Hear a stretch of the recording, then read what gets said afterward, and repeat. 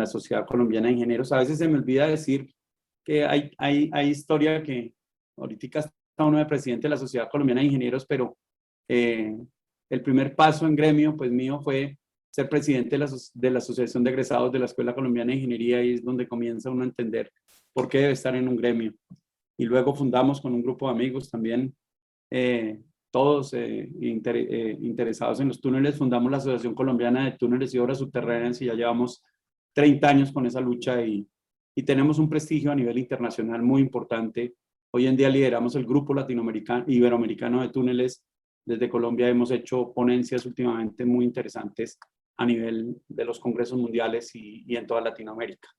Eso nos hace realmente tener una gran responsabilidad en todo lo que tiene que ver con la ejecución de los túneles. Estamos empujando durísimo el manual de túneles, porque es un marco de referencia para que todo el mundo maneje un solo estándar en diseño, construcción y ejecución de túneles, porque hay una variedad de criterios y de conceptos, y realmente la falta de normas hace es que se aprovechen para hacer lo más barato, lo más económico, y muchas veces no lo mejor para un país como nosotros, que necesita túneles durables y túneles que tengan el mínimo mantenimiento y la mínima operación. Además, túneles que se hagan dentro de los plazos y dentro de los presupuestos. He dividido la presentación en unas generalidades sobre el túnel de la línea, unos antecedentes, unas lecciones aprendidas, algunos aciertos y algunos aprendizajes que nos van a quedar a nosotros los ingenieros, y unas breves conclusiones para cumplir con el tiempo que nos han dado, que son 45 minutos, y permitirle a Marta que siga con su conferencia. Realmente para entender la trascendencia, el significado de una obra de infraestructura pública, pues siempre debemos remitirnos a lo que nos dejaron nuestros libertadores y a lo que nos dejó la primera Constitución colombiana. Ellos realmente nos marcaron un inicio de lo que debería ser un país a futuro. Desde 1921, cuando uno comienza a revisar, a mí me gusta revisar algunos aspectos de ingeniería en la Constitución, en la primera Constitución y los primeros discursos de Santander y Bolívar, pues nos comienzan a dejar establecidas unas directrices claras sobre la visión de ellos para desarrollar un país naciente, un país lleno de problemas, porque después de la campaña libertadora y de la guerra, pues nosotros quedamos en una situación muy compleja, muy compleja, comparado tal vez con la pandemia que estamos viviendo ahora. Pero ellos tienen una visión, porque todos habían estado en Europa, todos conocían el desarrollo de los ingleses, de los franceses y de los mismos españoles, y tenían una visión de qué debería ser un país para que pudiera progresar. En esta ley, por ejemplo, para los que les gusta recordar historias, la ley del 31 de julio de 1823 decía lo siguiente: la facilidad de las comunicaciones interiores del país tiene una influencia suprema en la prosperidad y civilización de sus pueblos. Las fuentes de la riqueza nacional, por varias y abundantes que sean en Colombia, nunca podrán nivelarse con las de otras naciones cultas. Ellos hablaban ya de naciones cultas, las naciones que tenían un desarrollo mucho más importante que nosotros, pero llamaban cultas porque tenían un desarrollo intelectual mucho más avanzado que muchos países latinoamericanos. Mientras carezca la República de las ventajas de un sistema de comunicaciones interiores que ellas disfrutan con más o menos extensión, en fin, que la cesación de estos males podrá lograrse en gran parte siempre que se fijen reglas claras y sencillas para la concesión de privilegios exclusivos en favor de los empresarios de la apertura y composición de caminos y canales, construcción de puentes, navegación de ríos y sus ramales o brazos principales y demás proyectos de utilidad pública, así como también las reglas que deben guardarse para la construcción de las obras que se emprendan a costas del Tesoro Nacional y para la decisión en las dudas que puedan ocurrir provenientes de la ejecución de dichos proyectos. Las obras públicas cuya ejecución corresponde al gobierno son los caminos que, atravesando dos o más provincias, terminan en las costas o en la capital de la República. Los canales que sirvan para la comunicación de los dos mares y la navegación de los ríos que atraviesan uno o más departamentos. Uno lee esto, que fue escrito el 31 de julio de 1823, y se pone hoy a pensar, y deberíamos escribir lo mismo.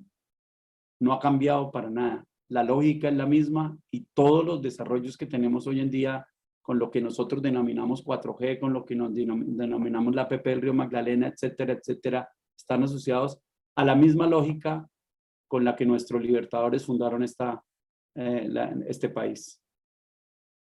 Ese texto fue redactado hace 197 años y realmente parece ser, porque también había ya pensamientos sobre cómo atravesar la cordillera, digamos, es parte de lo que nosotros al final quisiéramos de conectividad dentro de nuestro país. Es una lucha que llevamos de muchos años y fíjense que viene pensada desde hace más de 198 años, 197 años. Por eso la lógica de nivelarnos con otras naciones cultas era el objetivo fundamental de una república naciente. Y hoy en día estamos luchando por lo mismo. El túnel de la línea realmente fue concebido y estudiado originalmente en 1913 como un túnel ferroviario. Pues todos los que estábamos mirando esa historia, en esa época, pues los ingleses tenían una gran ascendencia sobre nuestro país y comenzaron ellos a pensar y a modelar, y los primeros ingleses que llegaron a este país comenzaron a pensar en cómo desarrollar un túnel o un proyecto para el ferrocarril. El Instituto Nacional de Vías, luego de muchos intentos y de muchos estudios que se hicieron desde el año 1956, fecha en que comenzaron a desarrollarse las primeras empresas de consultoría de este país, pues comenzó a desarrollar proyectos de investigación a ver si lográbamos pasar esa cordillera que uniera los llanos orientales con el Pacífico. En el año 2000 realmente fue cuando el Instituto Nacional de Vías tomó en serio el desarrollar este proyecto, y con muchos de los ingenieros inclusive que estamos hoy acá, se analizaron las posibilidades de construir o no construir un túnel piloto, porque en ese momento, y a veces se nos olvida, en ese momento, en el año 2000, no solamente había un problema de recursos en Colombia, sino la situación interna del país era muy complicada. Estábamos en una situación prácticamente de atentados, de guerras, y la inversión extranjera no era fácil de traer. Entonces, cuando se hacían todas las modelaciones y se analizaban todos los posibles escenarios, pues realmente no era muy fácil que trajéramos inversionistas extranjeros o empresas que tuvieran, digamos, experiencia en construcción de túneles de esa longitud. Teníamos las referencias todos nosotros del túnel de San Gotardo y algunos otros túneles en Europa, pero realmente en nuestra cordillera era muy difícil. Se habían hecho algunos túneles en los que participamos, muchos de nosotros en proyectos hidroeléctricos, túneles largos, como los de Chingaza, los mismos túneles de Guavio y de Chivor, y algunos túneles sobre la vía Bogotá-Villavicencio, pero realmente no había un conocimiento grande sobre la cordillera central, y por eso se decidió construir un túnel piloto. La idea era minimizar el riesgo de construcción, darle a los proponentes una información de geología y de geotecnia para que pudieran hacer sus ofertas, digamos, de una manera mucho más adecuada. Y no solamente que hicieran ofertas, sino que se lograra que alguien se interesara en la construcción de este proyecto del túnel de la línea. Aquí, pues, puedo pasar muy rápido porque a veces uno cuando está con extranjeros pues tiene que situar la referencia del proyecto. Pues está ubicado en la cordillera central, una de las más altas cordilleras andinas, tiene alrededor de 3.260 metros, y obviamente es el gran obstáculo para la conectividad entre los llanos orientales y el Pacífico. El túnel es parte de todo un entramado de proyectos. A veces nosotros nos centramos solamente en el tema del túnel, pero realmente la conectividad entre los dos, entre el Tolima y el Quindío, pues está asociado a una gran cantidad de túneles, puentes, etcétera, que es lo que realmente se llama el proyecto del túnel de la línea. A veces nos quedamos solamente en el túnel grande, porque es el de más impacto, pero realmente hay unos túneles muy complejos, unos puentes bastante difíciles de construir en las condiciones de la cordillera y entre Cajamarca y Calarcá, que a veces se quedan escondidos por la magnitud del túnel de la línea. El recorrido histórico, arranca desde 1902, cuando se comenzó a pensarla en la primer cruce por la depresión de Calarcá. Como ya vimos en la anterior filmina, pues el primer trazo se hizo en el año 1913. Luego en 1922 se ordena construir un túnel de forma definitiva. En 1926 se arranca la construcción de un túnel para ferrocarriles. En 1929 pues comienzan dos problemas fundamentales, un tema de entendimiento de nuestra cordillera por parte de los contratistas y un segundo tema que era el tema de la Gran Depresión. Eso hizo que este proyecto pues quedara truncado, como muchos otros proyectos, no solamente en Colombia, sino en el mundo, por la Gran Depresión de 1929. Ya en 1945 se comienzan unas obras en la vía y se comienza a hacer la primera exploración del túnel. Se declina por desconocimiento, y eso ha pasado continuamente en este país, se declina la construcción del túnel y se priorizan las vías a cielo abierto. Eso era muy usual en ese tiempo, en los años 50. Ya en el 1985 arrancan los diseños de factibilidad de una manera mucho más compleja, mucho más completa, con alguna investigación mucho más densa. En 1996 se constituye la Corporación ProTúnel de la línea. Ya en el 98 se hacen diseños a fase 2. En algunos de esos ya muchos de nosotros comenzamos a trabajar, por lo menos a conocer los diseños de las 3 o 4 grandes empresas consultoras colombianas que estaban trabajando en ese momento, y ya en el 2000 comienzan a sacarse las primeras licitaciones. En el 2004 se hace la contratación de la galería piloto. Luego de unas discusiones entre el 2001 y el 2003, ahí fue cuando entramos algunos de nosotros a ayudar a tomar esa decisión con el Ministerio de Transporte, y se tomó la decisión de efectivamente, con los recursos disponibles en el 2003 para 2004, 2005 y 2006, pues realmente teníamos la posibilidad de avanzar con la galería piloto para ajustar el presupuesto del túnel principal y tener, digamos, unos compromisos fiscales muy claros. En el 2008, pues ya se contrata la ejecución del túnel principal y la segunda calzada de la vía, y allí comienzan relativamente los problemas. Realmente el contrato, cuando se comenzó a estructurar, y algunos de nosotros participamos ahí, nos opusimos a la manera como iban a contratar ese túnel. Pues sin embargo, en ese tiempo tal vez éramos muy jóvenes, muy ilusos, y pues no teníamos como el poder o la posibilidad, porque la ingeniería de túneles apenas estaba empezando y los consultores pues tenían mucho poder, y realmente la manera como se pensó en desarrollar este proyecto a muchos de nosotros no nos gustó en ese tiempo.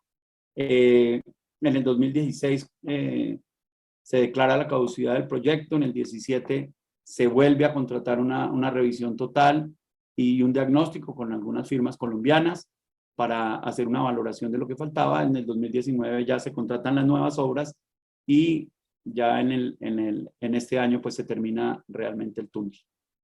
El túnel de la línea, pues digamos, siempre hemos sabido que enfrenta unas condiciones geológicas y topográficas muy complejas. En términos de geología, hay una gran diferencia entre el este y el oeste del país. Nosotros teníamos mucho más conocimiento sobre la parte oriental por los proyectos hidroeléctricos, y en la parte occidental teníamos algún conocimiento por los túneles hacia Buenaventura, pero en la cordillera central, con esas coberturas tan grandes, pues realmente no teníamos un conocimiento muy grande. Nos ayudó mucho el tema del túnel piloto, pero teníamos también una falencia en muchas investigaciones que hemos debido llevar también complementarias a la información simplemente de exploración y de toma de núcleos.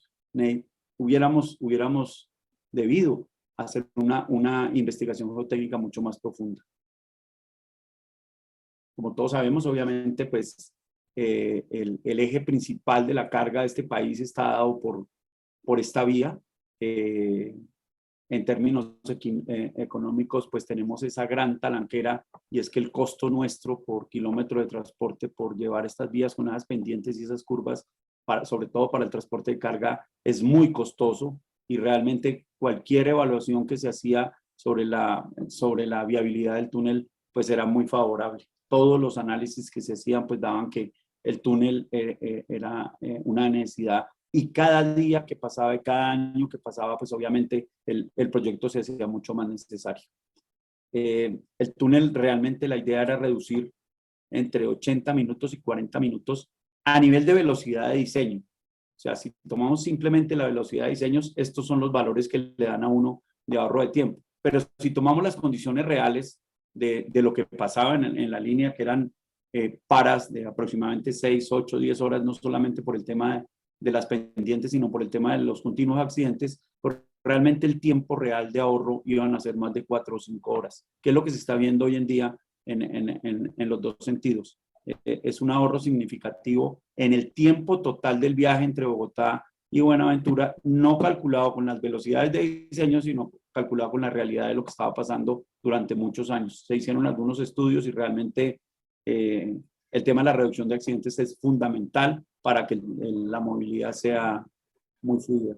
El portal de entrada del túnel está en la cota 2420, el portal salida en la 2505, es una pendiente del 10% ascendente hacia el Tolima, tiene su gálibo de 490, está a 10 centímetros por debajo del nuevo estándar, que estaba pedido en 5 metros.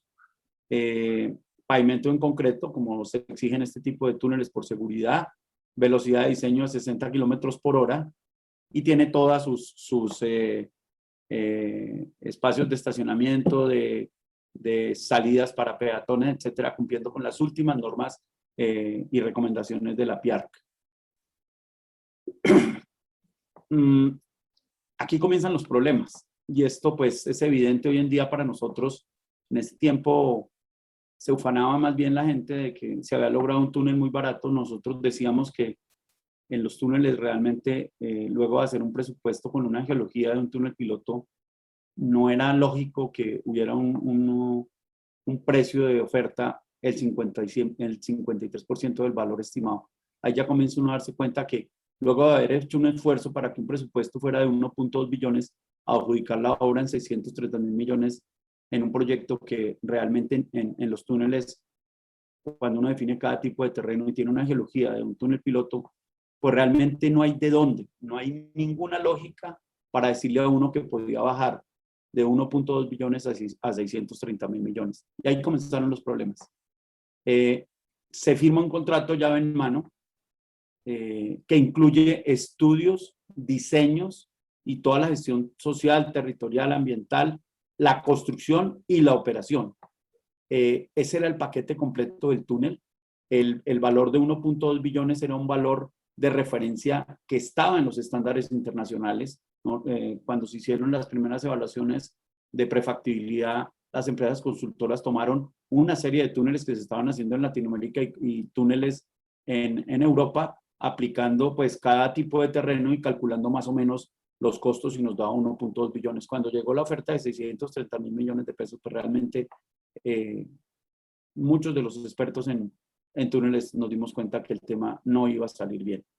El periodo de construcción del túnel se fijó en 46 meses, y ahí también está asociado otro problema, y es que cualquier proyecto de túneles de 46 meses tiene unos costos directos e indirectos que por ninguna razón van a darle unos 630.000 millones de pesos con la clasificación del tipo de terreno que teníamos. Entonces, ahí ya comienza uno a darse cuenta que esto no va bien. Sin embargo, los que no son ingenieros, pues lo único que mostraban era que tener 630.000 millones, o sea, habernos ahorrado 400.000 millones de pesos, era el mejor logro que había hecho los estructuradores. El contrato llave en mano adicionalmente hacía que el contratista asumiera todos los costos y los riesgos asociados a la construcción de un túnel. Todos sabemos, y son las recomendaciones inclusive del Banco Mundial, es que en los proyectos de túneles el contrato por precios unitarios es el más equitativo y el más económico para las partes. Es donde se paga realmente lo que se hace y de acuerdo con unas consideraciones de diseño. Pero acá no, acá le transmitieron toda la responsabilidad al contratista, y fuera de eso, pues estaba por debajo en 400.000 millones de pesos. Algo no cuadraba desde el principio, algo no se veía bien, no había anticipo, y cuando comienza el contratista a trabajar y comienza uno a sentir que no le rinde, que no le rinde, que no le rinde, que no da los rendimientos ni siquiera para los terrenos buenos, pues obviamente la relación a futuro, cuando llevaba aproximadamente 1 kilómetro de túnel, ya todos sabíamos que el tema iba a ser muy complejo, muy difícil de cumplir, y menos con los precios que estaba pactado.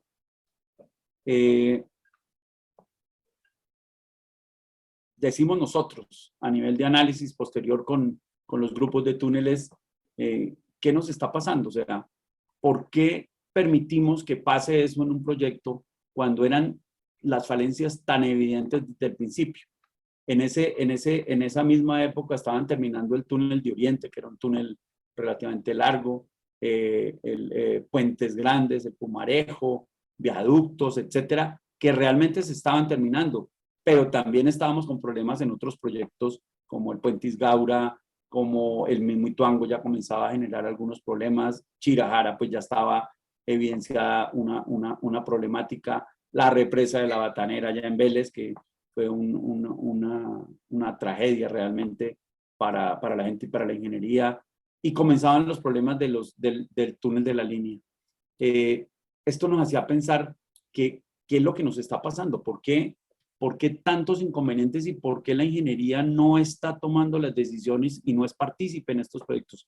Porque a nivel de ingeniería los cálculos eran muy obvios, muy evidentes.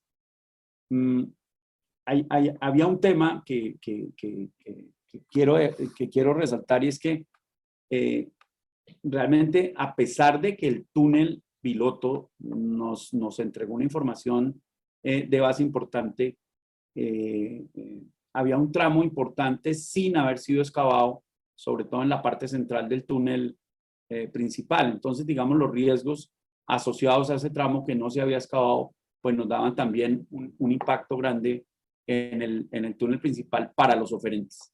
Entonces, había muchas zonas del túnel principal que no tenían, digamos, el conocimiento para asumir el riesgo del 100%.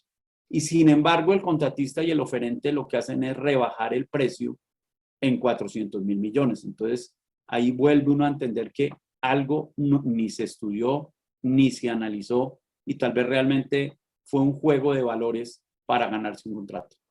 Y ahí comienzan los problemas de la ingeniería. Es que hoy en día mirarlo así, pues es muy sencillo de pensar, pero es que en ese momento era una felicidad por haber contratado una obra mucho más barata, y era como estar haciéndole uno trampa a los demás, a la ingeniería sobre todo. Y no tener uno la posibilidad de expresar eso ante los entes nacionales. Era difícil, era duro.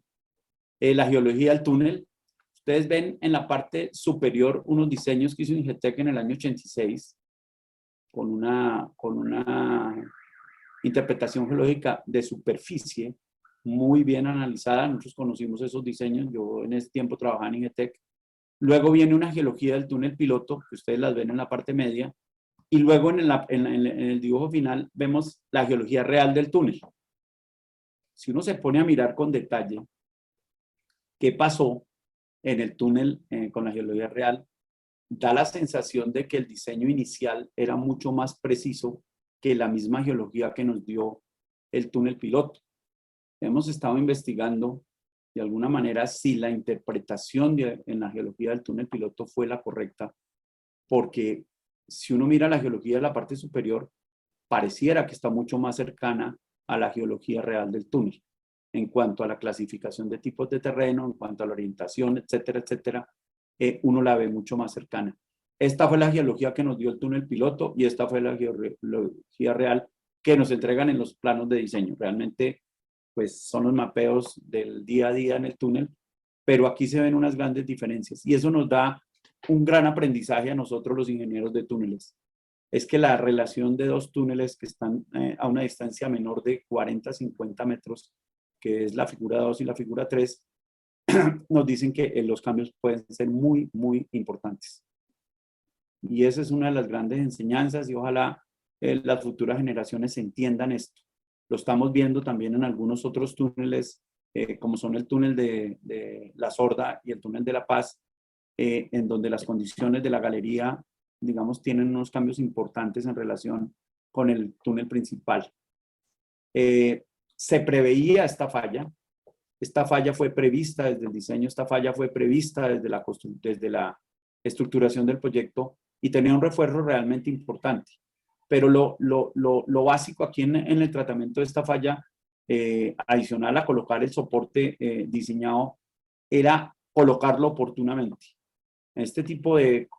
Con la cobertura que teníamos y con el tipo de roca que encontramos, lo fundamental en este tipo de terrenos es avanzar adecuadamente en las distancias que nos exigen los diseños y colocar el soporte inmediatamente.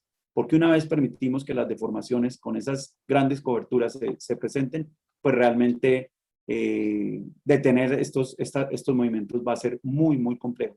Y realmente un contratista que no tenga todos los recursos disponibles o que tenga problemas con el suministro de concretos o que tenga problemas con el suministro de pernos o que tenga problemas con su misma logística, pues va a hacer que la construcción del túnel se vea afectada y las deformaciones que se generan en los túneles, recuperarlas sale mucho más costoso y en este proyecto, pues obviamente, como les dije al principio, teníamos el problema que es que los riesgos todos los asumía el contratista.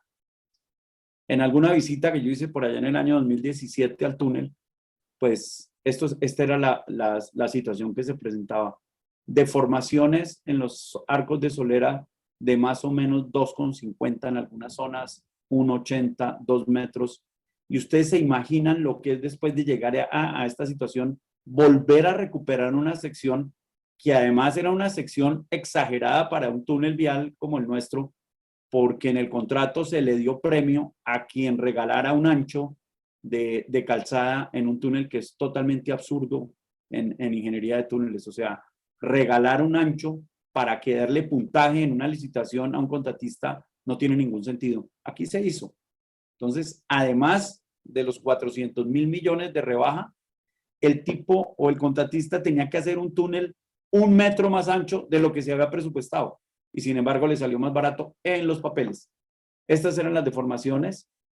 Se ve de todas maneras que había algo de soporte colocado. No es que estuviera tan mal colocado, pero aquí es donde se evidencia que la no colocación oportuna del soporte nos comienza a generar estas deformaciones. Ya el radio plástico y el radio elástico no están en la línea que uno quería. Tal vez la longitud de los pernos ya no estaba dentro de la zona que uno quería y por eso se generaban este tipo de deformaciones.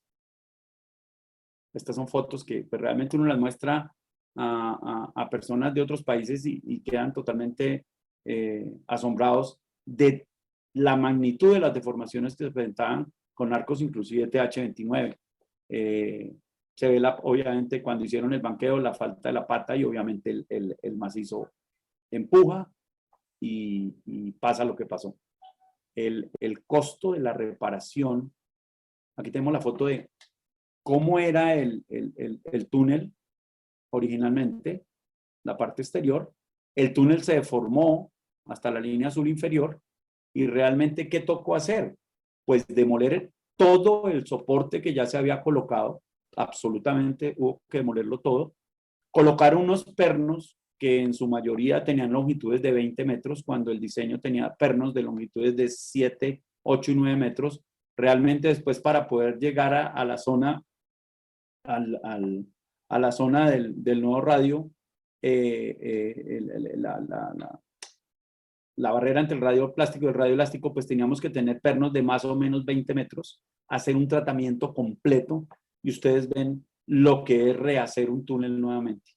Esto tiene un costo impresionante y por eso es que se dan unos sobrecostos en un túnel al que no le variamos la longitud ni le estamos variando la sección, pero lo que estamos es haciendo estamos rehaciendo totalmente el soporte y estamos garantizando que a mediano y largo plazo pues no se generen deformaciones adicionales. Aquí el problema de la falla de la soledad era muy complicado y teníamos que garantizar, y los diseñadores que hicieron el recálculo de toda esta zona, pues obviamente tuvieron que hacer unos ejercicios bastante complejos, sobre todo medir dónde tenían una roca sana para poder llevar los anclajes, que creo que en promedio estuvieron todos alrededor de 20 metros.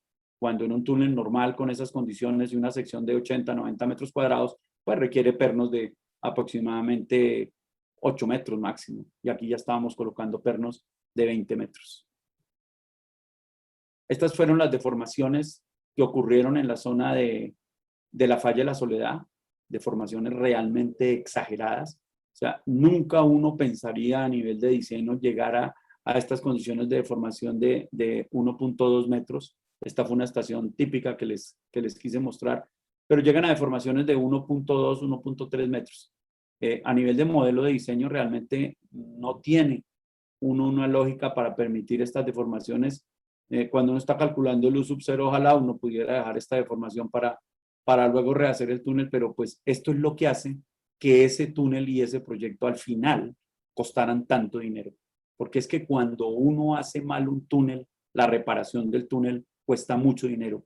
Y eso es lo que hemos insistido nosotros en el manual de túneles. Es que si los túneles no quedan bien hechos desde el principio, luego el país, como le está pasando a España hoy en día, va a tener que soportar unos costos altísimos de no operar el túnel y de reparaciones que son bastante costosas.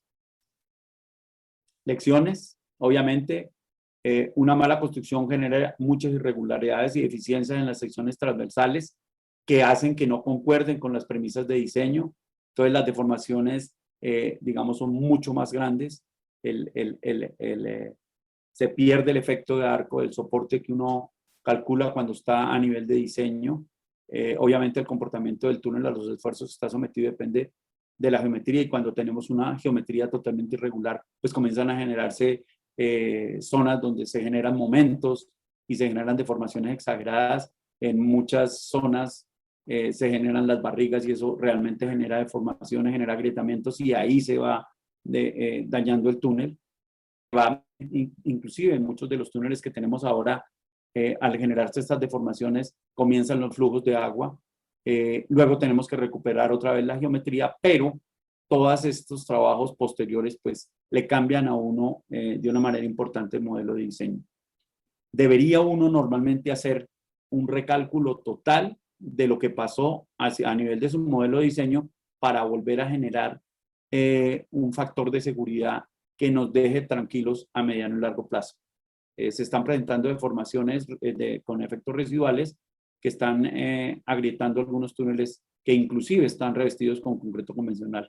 Los que ni siquiera están revestidos con concreto convencional, pues correrán el riesgo de que se generen desprendimientos o colapsos en plazos que pueden variar entre 5 años, 7 años, que realmente es lo que soportaría el factor de seguridad en un túnel de esos si se sigue deformando. Estas secciones irregulares pues obviamente generan unos esfuerzos adicionales. Esto es para los diseñadores y los constructores. Nosotros siempre nos vamos por la parte izquierda cuando hacemos los modelos de diseño. Queremos que las secciones transversales sean así, pero lo que nos estamos encontrando hoy en día son con secciones transversales como las que vemos en la parte derecha. Obviamente cuando aplicamos esto a los modelos de diseños y hacemos ingeniería forense, pues realmente no nos va a dar. No nos va a dar, tal vez el soporte quedó muy corto, va a quedar muy corto, y realmente los esfuerzos que se están generando por la irregularidad de la sección va a ser muy difícil de controlar. Todos sabemos pues que es uno de los problemas que hemos visualizado en este túnel, es que cuando el terreno comienza a deformarse y nosotros no somos capaces de colocar el revestimiento oportunamente, como se calculó a nivel de diseño, pues ya realmente cuando uno lo coloque en la parte inferior de la curva, ya los esfuerzos y las deformaciones son mucho más grandes y el revestimiento no alcanza a soportarlo y se generan las deformaciones. Hasta que si no lo colocamos, pues se genera la falla, que fue lo que pasó también en algunas zonas de este proyecto. Esta es la curva para que los muchachos se den cuenta cómo es que tenemos que colocar el soporte. Hay un punto de equilibrio donde tenemos que colocar el soporte. De ahí hacia arriba nos queda el factor de seguridad que siempre debemos calcular. Pero si este punto rojo lo vamos desplazando hacia la parte inferior de la curva, pues obviamente la resistencia del soporte es mucho menor que la carga del terreno que nos está aplicando. ¿Y eso qué pasa? Pues se generan deformaciones, se generan agrietamientos, se generan hasta llegar al colapso. Ahí es donde tenemos nosotros la lógica. Por eso los ingenieros de frente en los túneles tienen que conocer esto. Para ellos debe ser fundamental que se apliquen el soporte diseñado oportunamente, porque es que esto está asociado al tiempo de colocación del soporte. Y eso sin hablar todavía de la meteorización de la roca, de algunas rocas como las lutitas nuestras, que tienen una condición adicional de gravedad, y es que si las dejamos meteorizar, el comportamiento todavía se reduce mucho más. El soporte, cuando nosotros lo diseñamos, pues obviamente tenemos la presión del sostenimiento en relación con las convergencias, y aquí vemos, para que la gente entienda, o para que los nuevos que se quieran meter en túneles, es que lo más importante es colocar el shotcrete, el hormigón proyectado, porque los demás elementos de soporte actúan un poco más tarde, ¿sí? Ahí vemos los pernos, ahí vemos el hormigón encofrado, cómo son las resistencias, y ahí vemos inclusive los pernos metálicos. Lo que nosotros en el método austriaco y en la metodología que aplicamos dentro de los diseños que estamos haciendo, lo más importante es colocar el concreto neumático de la manera más oportuna. A la gente se le olvida, hacen la voladura, cambian de turno, se van de noche al otro día, y cuando vuelve ya tenemos unas grandes deformaciones que en la curva anterior, en las gráficas anteriores, nos damos cuenta que ya el soporte que calculamos, o sea, el espesor y la calidad ya no nos sirven para la condición que nos está ofreciendo el terreno. Es por ello que muchas veces en los proyectos, y en este pasó, y en otros proyectos está pasando, es que la gente modifica el espesor del concreto neumático. Ellos creen que con lanzar una capa muy pequeña ya tienen solucionado el problema, porque es un soporte psicológico. Lo mismo pasa cuando mucha gente modifica la longitud de los pernos, o porque no tienen, o cambian el espaciamiento, o cambian el arco metálico. La gente en muchos proyectos, y no es solamente del túnel de la línea, lo hemos vivido en proyectos recientemente, en donde llegamos y la gente cambia de HEB 160 a TH, y les hemos explicado que el modelo de diseño es totalmente diferente para cada uno de los arcos y se utilizan en condiciones totalmente diferentes. Pero la gente los cambia en el frente, y ahí es donde nosotros tenemos que llegar con una gran responsabilidad. Los diseños, digamos, tratan de cubrir todas esas expectativas, pero muchas veces, y sobre todo en túneles, para que la gente entienda, a veces cuando ven túneles que dicen que el diseño estuvo mal hecho, cuando el diseño estuvo bien hecho, pero el túnel estuvo mal construido. Eso está pasando en muchos de los túneles que hemos visto en los últimos años. Todas las reglas de juego para los diseños de los túneles son las mismas que utilizamos para cualquier estructura. Tenemos las mismas consideraciones. Los ensayos tienen que ver con la misma lógica de la ingeniería, con la misma física para todos los efectos. Son el coeficiente de Poisson, la densidad, el módulo de rigidez y la resistencia a la compresión. Todas esas fórmulas se conjugan para poder nosotros diseñar los soportes. Para algunos, pues, para que vean cómo el módulo elástico, pues, tiene que ver en estos diseños,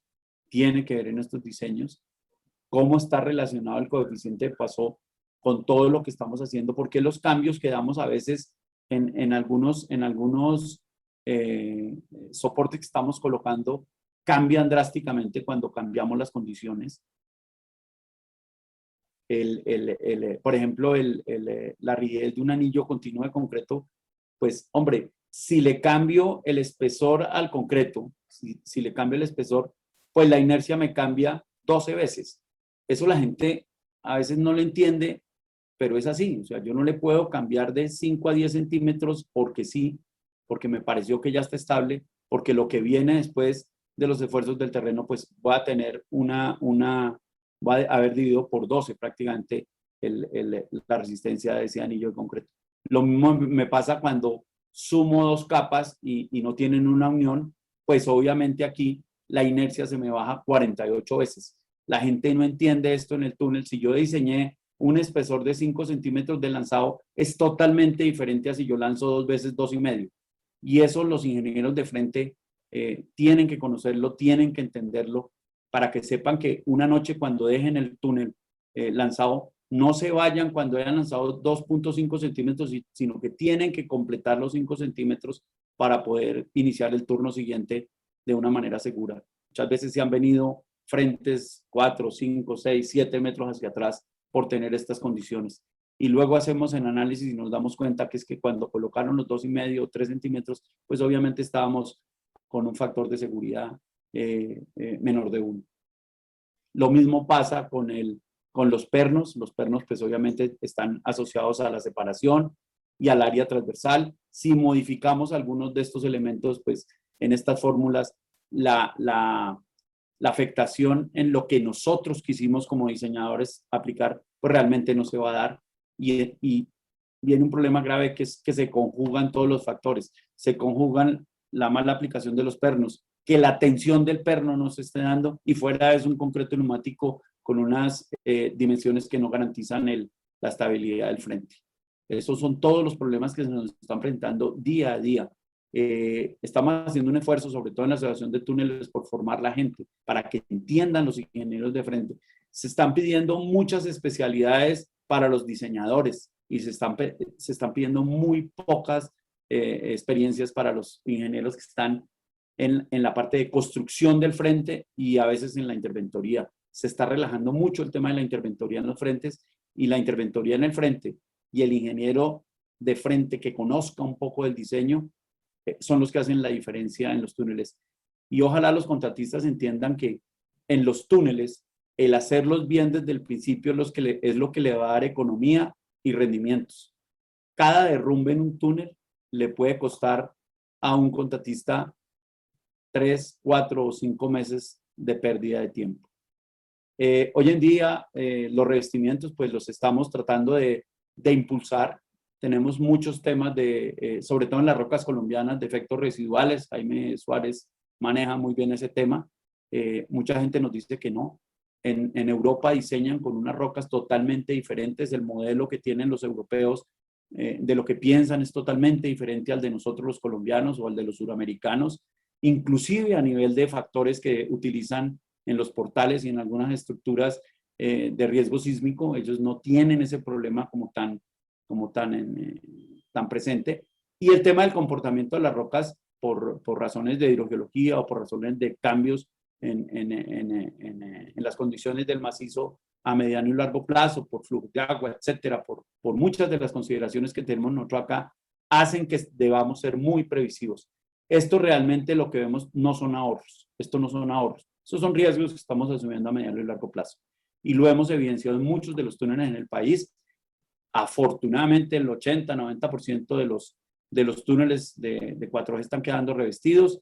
Ya hemos visto inclusive en algunos túneles revestidos algunas señales de presiones adicionales luego de que el soporte está estabilizado. Y eso es lo que nos da a nosotros a pensar que uno debe ser mucho más previsivo y ser mucho más juicioso a nivel de cálculo de factor de seguridad del soporte. Porque normalmente el revestimiento se diseña para que no soporte ninguna carga.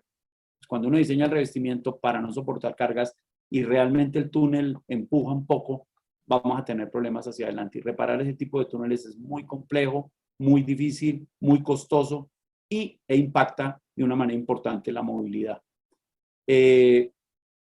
Mejorar, obviamente, la seguridad de toda una estructura como la heterogeneidad geológica es muy complejo a nivel de diseño para túneles. Por eso tenemos que ser muy previsivos, tenemos que cuidar nuestros avances, tenemos que mejorar siempre y estar pendiente de los factores de seguridad. Tenemos que hacer una retrospección en los modelos de diseño que estamos haciendo.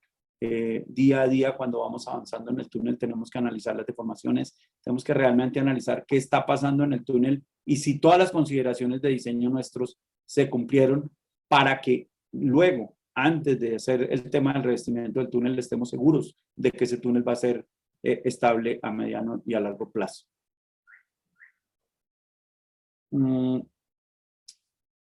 Tenemos que hacer unos modelos de diseño a nivel de revestimiento. Hoy en día se están utilizando fibras, digamos, cambiando el modelo de diseño del refuerzo. Estamos verificando hoy en día problemas cuando se tienen que anclar los ventiladores y se utilizan revestimientos sin ningún refuerzo, porque en las zonas donde se van a anclar, pues hay problemas de desgarramiento, etcétera, la vibración de los ventiladores, y hay mucho tema que inicialmente el contratista no prevé en el diseño que el concreto no va a soportar cargas del terreno porque el soporte debería estar muy bien diseñado, pero todos los elementos electromecánicos comienzan a actuar después. Y una vez usted coloque el refuerzo, pues, el revestimiento, pues ya no hay manera de colocar refuerzos adicionales para sostener todo lo que tiene que ver con elementos electromecánicos. Hay un tema fundamental que no debemos descuidar en Colombia, es el diseño diseñar con una potencia de un incendio de diseño para que el túnel no se colapse. Eso a veces no se está haciendo de la mejor manera, no se está haciendo un análisis de riesgos muy juicioso y muy riguroso. La PIARC tiene unas recomendaciones sobre ese tema y debemos comenzar, digamos, a involucrar eso, y eso tratamos de meterlo en el manual para que sea un estándar para todos los túneles en el país. Aciertos y aprendizajes, pues obviamente el tratar de hacer túneles llave en mano es muy complejo, sobre todo cuando la investigación geotécnica es deficiente. Normalmente los proyectos, cuando quieren sacarlo llave en mano, tienen unos niveles de diseño muy bajos, están a veces en fase 1 avanzada, entonces el riesgo es muy alto y el llave en mano realmente no nos va a dar ninguna ventaja, ni en plazos, ni en costos, ni en efectividad del proyecto, porque va a ser un dolor de cabeza. Este tipo de proyectos de túneles ubicados en este escenario de llave en mano, realmente lo único que le van a traer a los clientes son problemas. Hay un tema que es nosotros, es que la lógica jurídica realmente va a veces en contra de la lógica matemática, o casi siempre. La estructuración de los proyectos, cuando los abogados creen que lograron controlar todos los riesgos, una cosa es controlar el riesgo a nivel contractual de algunos ítems y de algunos temas del contrato, pero es que tratar de controlar todos los riesgos asociados a la ingeniería y sobre todo a la ingeniería subterránea es prácticamente imposible. Eso está en la literatura mundial y tenemos que insistir en que nuestras obras subterráneas y obviamente muchas de las obras exteriores tienen unas connotaciones de riesgo, de incertidumbre, etcétera, a nivel de ingeniería, que no podemos caer en el error que nos las acoten a nivel jurídico, porque la problemática va a ser para nosotros. Eso es lo que estamos tratando también de insistir en muchos de los escenarios de definición de diseños a fase 2 o fase 3.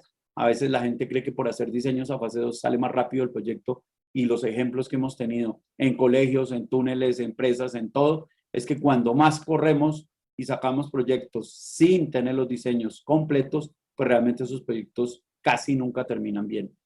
Y los que han terminado con unos sobrecostos importantes o con unas demandas posteriores muy importantes. Entonces, cuando no se tiene información suficiente a nivel de geotecnia, es muy difícil acotar los riesgos en un proyecto de este tipo. Aquí también hubo un problema complejo en este proyecto que fue de modelación, es que se pagaba por unos hitos. Y en la medida que encontraban problemas, los hitos no se cumplían. Y en la medida en que los hitos no se cumplen, el contratista se va desbalanceando en su nivel financiero.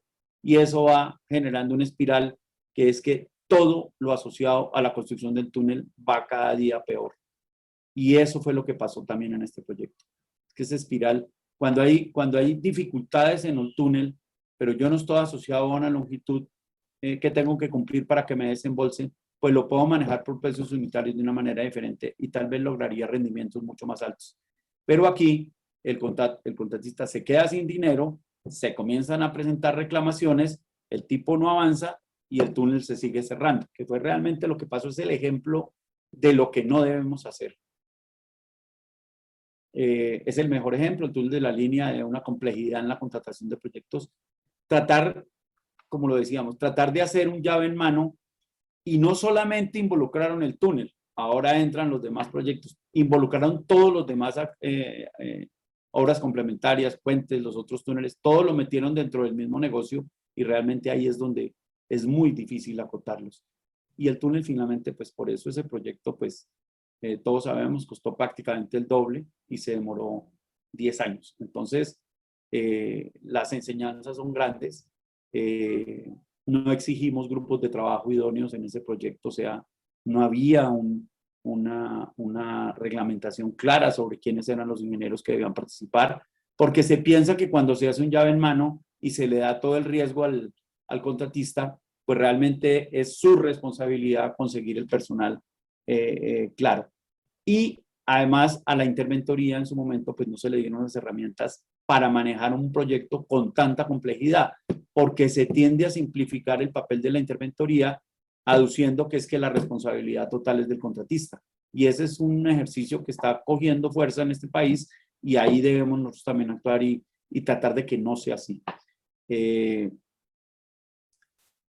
Por eso, pues nosotros hemos planteado que a nivel de túneles se deben llevar a lo más avanzado que se pueda a nivel de investigación geotécnica, una investigación geotécnica realmente bien planeada, bien estructurada, con una lógica y con unos objetivos claros de qué es lo que queremos saber, cuáles son las problemáticas de esa zona donde vamos a construir el túnel. No debemos escatimar en estudios geológicos, geotécnicos, porque ahí es donde está realmente el éxito o el fracaso del proyecto. Tenemos que tener contratos flexibles para este tipo de proyectos. No podemos considerar que hay otro tipo de proyectos donde efectivamente es muy sencillo hacer proyectos llave en mano, pero estos tipos de proyectos de obras subterráneas es muy complejo, muy difícil y realmente la historia universal nos dice que la manera no es esa y desafortunadamente con sangre en Colombia comprobamos eso. Aciertos, obviamente las demoras en el túnel, la recuperación de la segunda fase del túnel, pues nos va a entregar un túnel de la línea con la última tecnología, totalmente revestido en concreto convencional. Se están aplicando unas pinturas especiales que le van a dar, digamos, un confort especial al usuario, porque es un túnel de realmente 8 metros, 8 kilómetros. Y como fue revestido en concreto convencional, pues obviamente se minimizaron con las pinturas los valores de pérdidas en el tema de ventilación. Se genera una eficiencia energética importante porque es un proyecto que con esa longitud tiene unos consumos eléctricos muy altos. Sin embargo, pues con todo este tipo de consideraciones se minimiza el consumo energético, la eficiencia energética es mucho más alta y se minimizan todo lo que tiene que ver con riesgos operativos post-construcción, que es fundamental. En un proyecto de estos como el túnel de la línea no permite pararlo 2, 3 o 4 meses para hacerle una reparación. Es imposible porque es el eje, digamos, y cuando se concibió el proyecto, ese es el eje fundamental de la movilidad entre los llanos orientales y Buenaventura. Tiene uno de los sistemas más modernos de ITS, lo hemos verificado, de control de accesos, etcétera, y de operación para los usuarios. Es un túnel muy seguro, tiene todos los sistemas de alarmas, alertas, que es fundamental en este tipo de proyectos. Afortunadamente, pues se logró en la segunda fase del túnel obtener este tipo de tecnología de punta. Pues hay que, digamos, de todas maneras, de lo malo hay que sacar lo bueno, pues finalmente representa un cúmulo de lecciones aprendidas para la ingeniería. Tenemos algo fundamental para nosotros los geotermistas, es que con este túnel aprendimos mucho. Tenemos 10 kilómetros de exploración geotécnica, conocimos la cordillera central, podemos arriesgarnos a hacer otro tipo de proyectos ahí, aprendimos del comportamiento con grandes coberturas en una zona de falla, eso digamos, cualquiera de los países del mundo les daría envidia ver todo lo que nosotros pudimos aprender ahí. De hecho, los grandes desarrollos de ingeniería subterránea se han dado por este tipo de problemas. Ojalá las universidades hoy en día se apropien de todos estos diseños y de toda la investigación técnica que hay de este proyecto, porque hay de todos los tipos de terreno en las diferentes condiciones, con coberturas demasiado grandes, con bajas coberturas, algunos túneles de ladera en los túneles cortos, etcétera. Hay una gran cantidad de información, inclusive hay muestras todavía para hacer ensayos que queramos.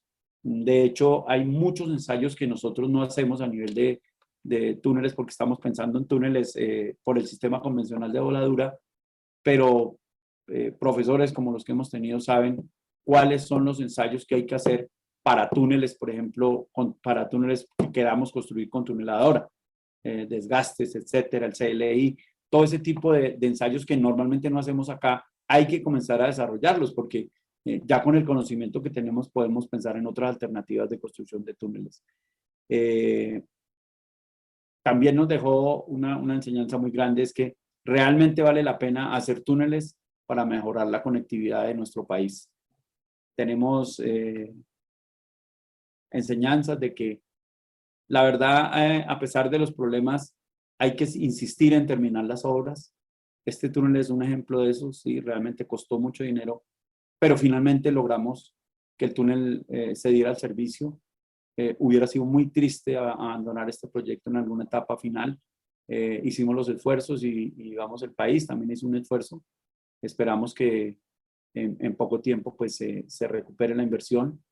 ¿Por qué se va a recuperar un poco mejor tiempo? Porque es que el tráfico ha aumentado bastante de lo que se consideró inicialmente.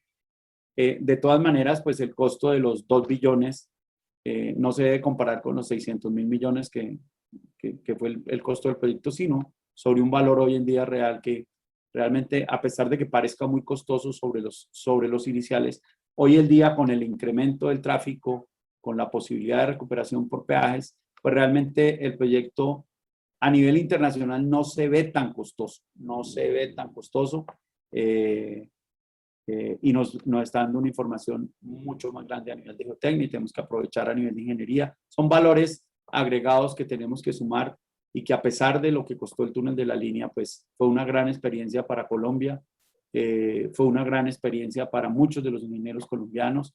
Hay una generación de ingenieros que aprendimos con este túnel, desde muchachos muy jóvenes a personas ya muy expertas estuvimos en este túnel y realmente pues fue una experiencia para toda la ingeniería subterránea, para la geotecnia, porque también hubo taludes, hubo muchos temas que nos van a generar.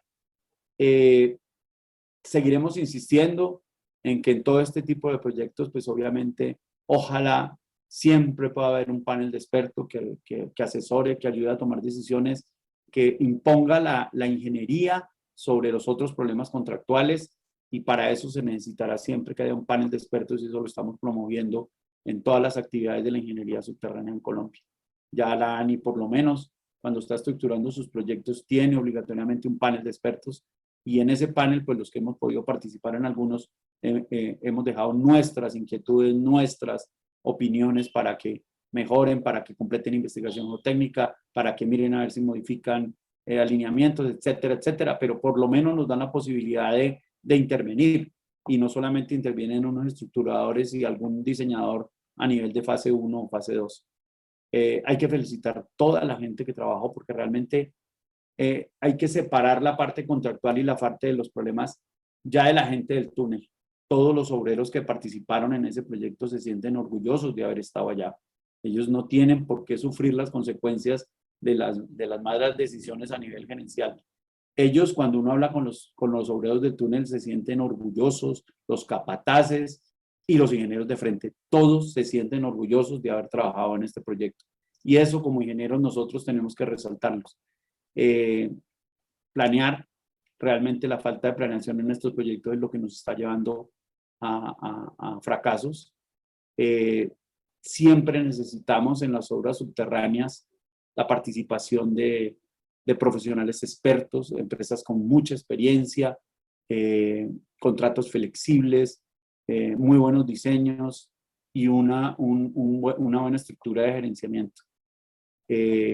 Insistir en que los factores de seguridad para las obras públicas deben ser los más exigentes, utilizar las especificaciones y normas más recientes, respetar el medio ambiente, diseñar con un criterio de sostenibilidad que garantice una vida útil de 100 años. Es un país que está haciendo un esfuerzo muy grande en invertir en unas obras como estas para que tengamos vidas útiles de 30, 40 o 20 años. No tiene ningún sentido porque esta inversión es tan importante. El esfuerzo que hacen fiscalmente para construir estas obras tiene que redundar en que la podamos diferir a más de 100 años, como muchas de las obras épicas en el mundo. Y obviamente la ética, la buena práctica, la ingeniería y las buenas y oportunas decisiones, que es lo más importante en este tipo de proyectos, pues garantizan el éxito del proyecto. Obras que nos quedan, obviamente la que están en este momento trabajando, que es terminar esa doble calzada y los 20 túneles cortos, terminar hacia abajo la doble calzada Buga-Buenaventura, que ya más o menos está adelantado todo el proceso, y finalizar obviamente la doble calzada Bogotá-Villavicencio para que el corredor sea completo entre Villavicencio y Buenaventura, que realmente es la lógica de este proyecto. Tenemos pendiente la construcción del segundo túnel de la línea, ya creo que hay una propuesta de una APP. Algunos dicen que parece que no da, pero pues pensaría uno que con un atraso de más de 25 años de un túnel a otro, cualquier cifra daría para hacer el segundo túnel. Entonces yo creo que ahí vamos a tener que hacer una revisión de todos los cálculos y de lo que realmente queremos desarrollar el país. Es que ahora tenemos que pensar en desarrollar el país. Ya no tenemos que pensar en los indicadores de hoy ni los de hace 20 años. Es qué vamos a necesitar de país para los próximos 50 años. La idea es poder, como decía un alcalde de Villavicencio, es poder ir a Buenaventura en máximo 10 horas. Ojalá se dé, sea la conexión Orinoco-Pacífico y realmente ese es un polo de desarrollo fundamental para nuestro país. Ese era el resumen que les quería contar hoy y me quedo con esta frase que a veces les digo a mis estudiantes para que sepan que la ingeniería es de lógica. Muchas gracias.